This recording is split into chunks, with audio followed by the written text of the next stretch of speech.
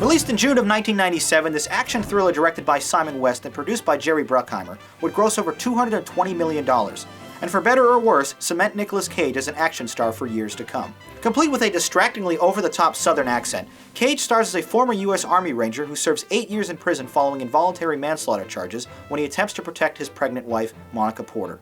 Before he can finally see his daughter, though, 8 years later, he must ride aboard a C-123 airplane transporting the nation's worst criminals. Among them, Ving Rhames, Mykelti Williamson, Steve Buscemi, and the undeniably creepy John Malkovich as the main antagonist. U.S. Marshal John Cusack, with some stubborn help from Star Trek veteran Com Meaney, do their best to thwart these hardened bad guys after Malkovich hijacks the plane following a bizarre and highly unrealistic chain of events. What follows then is a 115-minute poor man's version of Air Force One, except with a long-haired Alabama-talking Cage attempting to stop the bad guys and save lives. That's garlic green, man.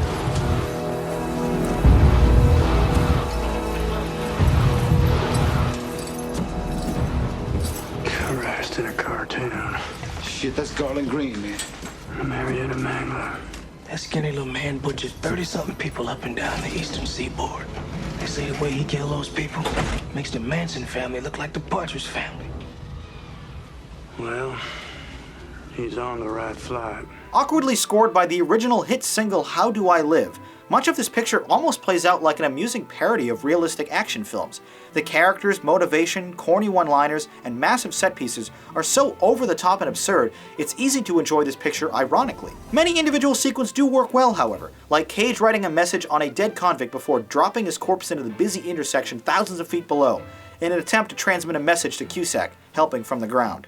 An especially ridiculous final act plane crash down the Las Vegas Boulevard is so gratuitous, Director West almost seems to be showing off. Malkovich and Buscemi clearly have fun with their scum-of-the-earth personas, playing directly into typecast for both. The rest of the cast, however, is either underutilized or painfully misused, like comedian Dave Chappelle as a fast-talking punk amongst a bunch of hard-ass prisoners.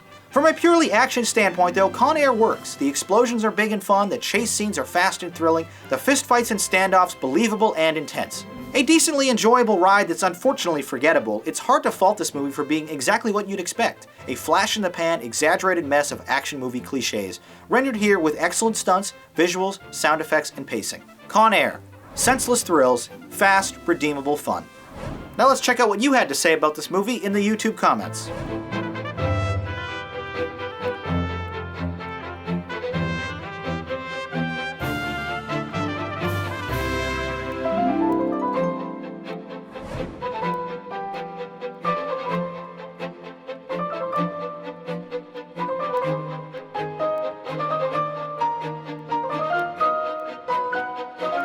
Here's the Rate-O-Matic to showcase our scores for Con Air. A 9 and a 6. Everyone who voted readily admitted this was, by most accounts, a below-average picture with bad acting and a ridiculous premise. But surprisingly, you still loved it for what it was. You scored it an awesome. This movie is perhaps best enjoyed late at night with a group of rowdy friends. It's fun, disposable entertainment that never overcomplicates things. Despite its many flaws and issues, I still thought this was a good film.